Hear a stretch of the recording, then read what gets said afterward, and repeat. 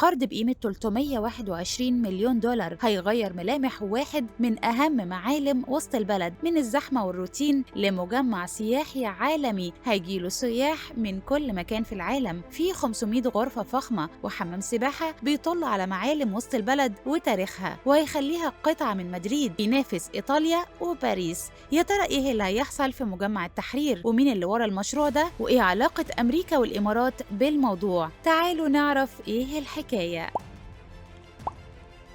مين كان يتخيل إن مجمع التحرير اللي كنا بنكرهه بسبب الزحمة والروتين في يوم من الأيام هيبقى فندق 5 نجوم؟ والله المبنى اللي كان رمز للبيروقراطية والعكننة بقى دلوقتي في طريقه إنه يتحول لواحد من أفخم الفنادق في القاهرة، المكان اللي كنا بنقضي فيه ساعات علشان نخلص ورقة أو نعدي ختم. لكن خليني أقولك إن خلاص الصفحة دي اتقفلت، ودلوقتي في مشروع تاريخي جديد اسمه كايرو هاوس، وده مش مجرد تجديد ولا شوية ديكور على قديمه، ده تحويل شامل من الألف للياء، وراه تمويل ب 312 مليون دولار، يعني حوالي 15 مليار جنيه، وده علشان يخلوا من المبنى ده تجربة فندقية متكاملة. والفلوس دي جاية من تحالف بنوك تقيل مش لعبة. اللي ماسك التمويل بنكي مصر والعربي الأفريقي الدولي، ومعاهم كمان بنك القاهرة ونكست بنك. يعني الناس عارفة بتستثمر في إيه وحاطين ثقتهم في المشروع ده. طب إيه اللي هيكون جوه الفندق ده وليه عامل ضجة كبيرة قوي كده؟ عد معايا يا سيدي.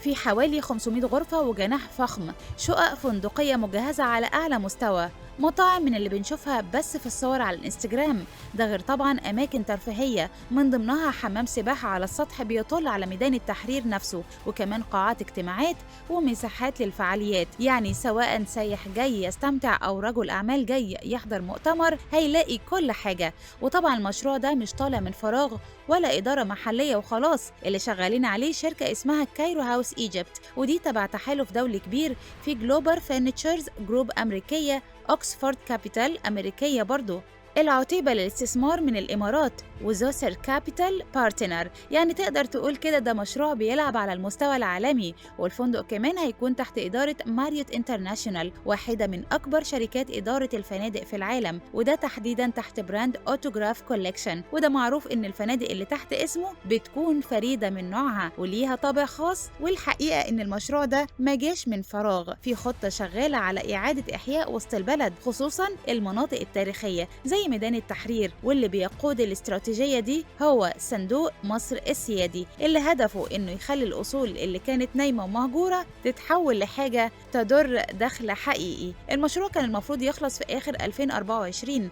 لكن طبعا زي أي مشروع بالحجم ده حصل تأخير شوية. بس بعد ما التمويل اتأمن الدنيا هتبدأ تتحرك بسرعة تاني علشان المشروع يكمل زي ما تخطط له. رئيس الوزراء بنفسه قال من فترة إن الحكومة مركزة على توسيع الطاقة الفندقية في مصر علشان تقدر تستوعب الزيادة في أعداد السياح، وقال كمان إن السياحة دلوقتي بقت من أهم مصادر العملة الصعبة، والمشروع ده جزء أساسي من الخطة دي. وعلى فكرة من أول السنة مصر بس أضافت أكتر من 6000 غرفة فندقية جديدة، والمشروعات شغالة على قدم وساق. فمجمع التحرير اللي كان بيشهد على الزحمة والانتظار والملل دلوقتي هيشهد على الرفاهية وفخامة وحياة تانية خالص. وهتشوف بنفسك بعد ما المشروع يخلص السياح هيبقوا جايين يقعدوا فيه، يناموا في جناح بيطل على ميدان التحرير، ويصوروا من فوق في المكان اللي احنا كنا بنقف فيه نستنى إمضاء. من الآخر المشروع ده مش بس فندق، ده رمز لتحول كامل في شكل وسط البلد، وياريت كل المباني القديمة تمشي على نفس الطريق.